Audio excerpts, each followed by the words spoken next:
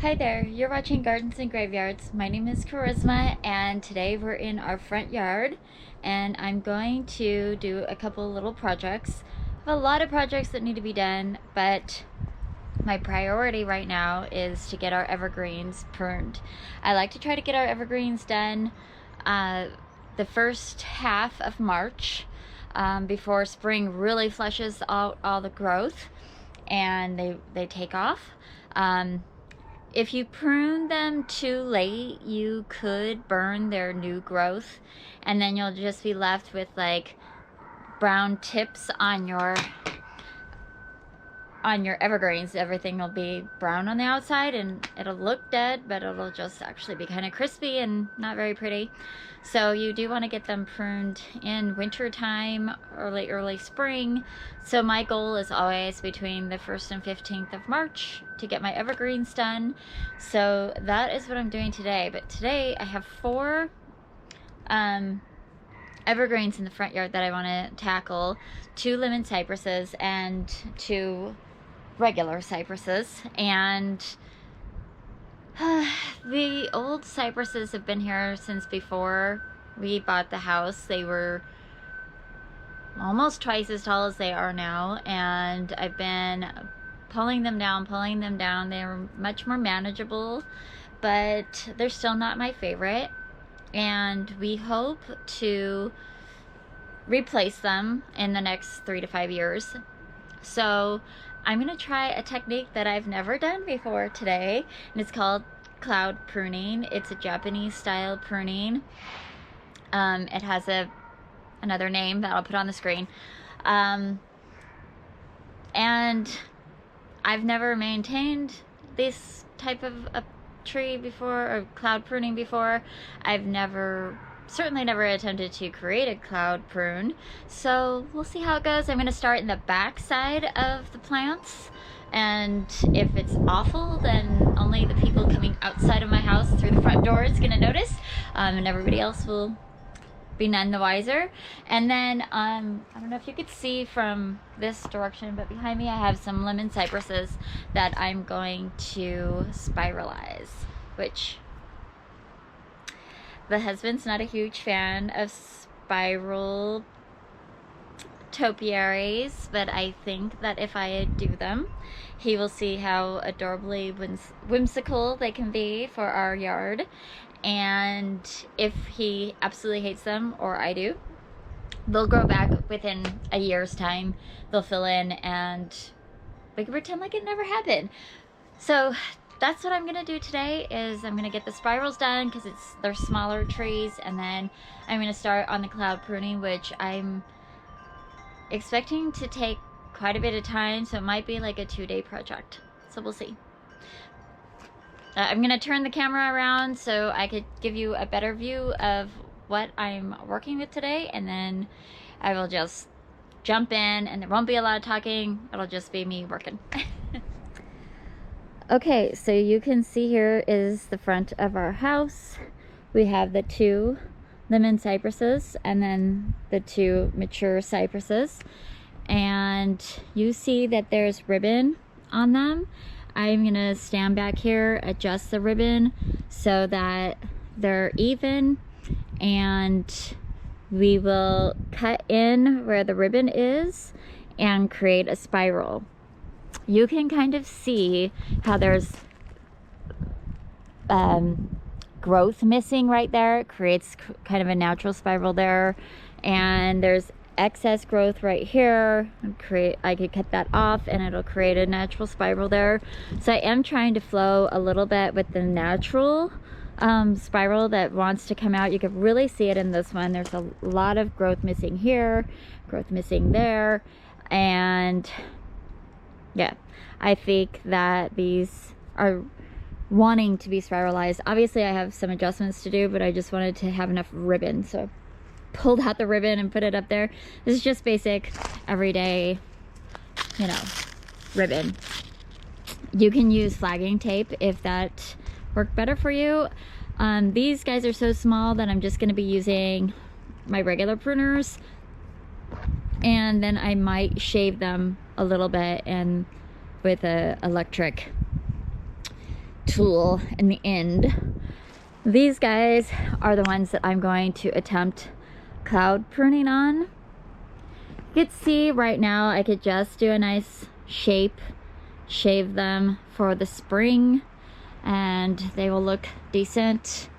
But what I'm hoping to do first is the back sides of them, and you can't see the sun. We'll look at the back sides of them. So I'll do the back sides, so I'll only be able to see it from my front porch in case they're not, you know, in case that's not the best idea. Basically cloud pruning is, I'm like, see how this is kind of taking its own shape? I'll just cut into the plant a little bit more and accentuate those little puffs. It'll look like little clouds. Like this one is kind of a cloud, and you know, I kind of see a cloud here. We'll see how it goes.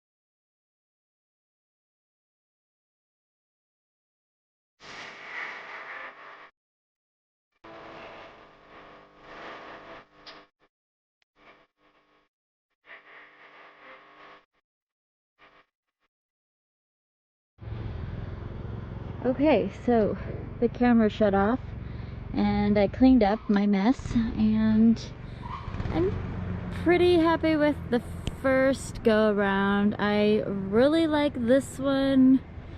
This one, not as much, only because this one suffers more in general.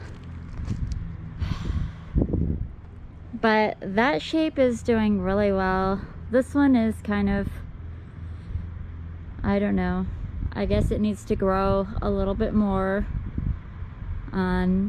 If I cut into it deeper to make the spirals better, then these two are gonna be so completely different looking, because this one's really fat, this one's getting really skinny. And then I put this pot here because all underneath there is completely dead, and I'm not sure if it's because that side is shaded mostly because the sun comes from this direction. But I was also smelling dog pee, which my dogs don't come into my front yard, so but we do know that neighbor dogs do, and I kind of feel like they killed the bottom of that plant. Anyway, I'm losing light, so I might do a couple practice runs with the cloud pruning on the big ones back there, but I think the full project's gonna be saved for another day. Okay, so this is such an old tree that there's so much dead inside.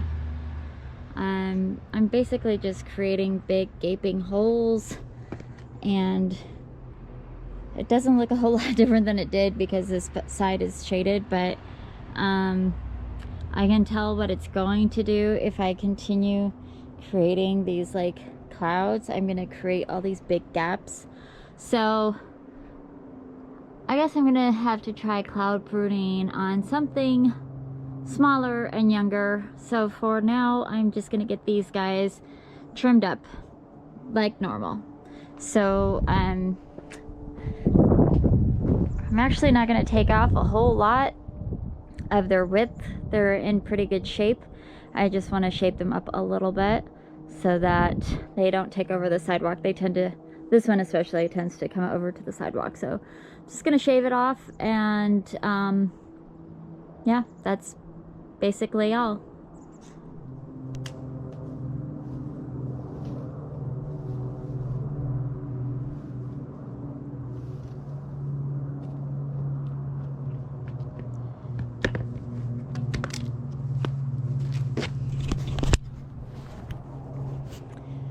All right, I'm gonna call it good for today. Spencer will come and help me fine-tune these things. It's hard to make decisions, you know, pulling a branch away and not being able to walk away from it and see how it's looking. This one tends to kind of get this D shape because, again, the sun's coming from this direction. It's stretching towards the sun, so it sort of gets, you know, it's flat over here and it gets this big D over here. Again, there was tons of damage underneath there last year from neighborhood dogs peeing on it. So be aware of that if you have dogs, and especially male dogs, when they're peeing on your plants, they do kill them. Anyways, and you may be wondering why I am using such a tiny tool this season. First of all, it's new, which is fun to me. It has this blade, and it has this blade, which I was using on the Lemon Cypresses. But I'm using them because I have a shoulder injury and I'm limiting how much I'm using any large equipment. But you can see there's some pieces over here that I need to tidy up, and I think I could use my pole pruner for that instead of getting up and down off of a ladder this year, because they really have kept their shape pretty well. They just need to be tidied up, especially since I'm not doing the cloud pruning. But I can't go too deep into here because we get into old wood pretty quickly. I think I have about 4 inches of green on these stems before they go into old wood and dead. So it's not like I can do a super hard prune on them anyways. I just try to keep them nice and tidy. So we'll just deal with that for another year. My plan is, you see the eucalyptus here, I want to put a ginkgo right here, but I need to find a narrow ginkgo, and then I need to have them match in size before I take these guys out. So that's my plan. This year, I'm gonna find that ginkgo because it's time to take these guys out ASAP.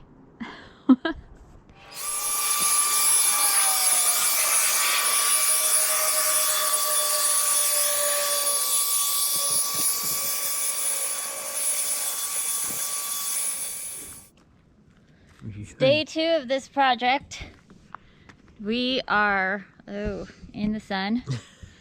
And we're gonna try to finish up these cypresses. Spencer is going to give me the thumbs up or the thumbs down and let me know if I'm cutting too much or not enough, and hopefully we get it done before the rain starts tomorrow morning. Here we go.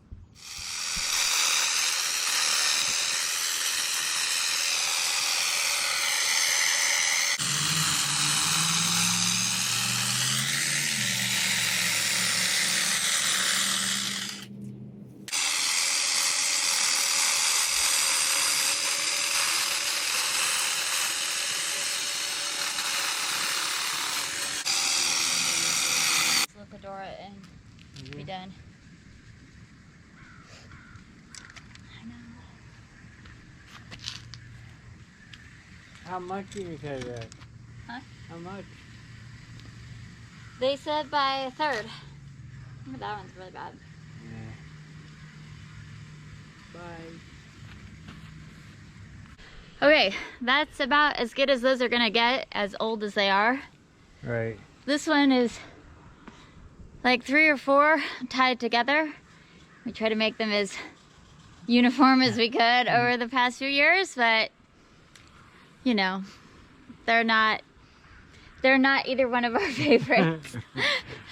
The ultimate goal. We have a goal, we just have to be patient. Right, exactly. In the meantime, I still want them to look nice and tidy. I'll flip the camera around and show you guys. These are Lithodora. We have several of them. They are overgrown and it's time to cut them back so they can flush out for spring. And this is the time of year we do that. So it's really hard to do because they're in bloom and they look adorable. But if we don't do it, they're just gonna get worse. Oh, we're not So that's what we're doing next.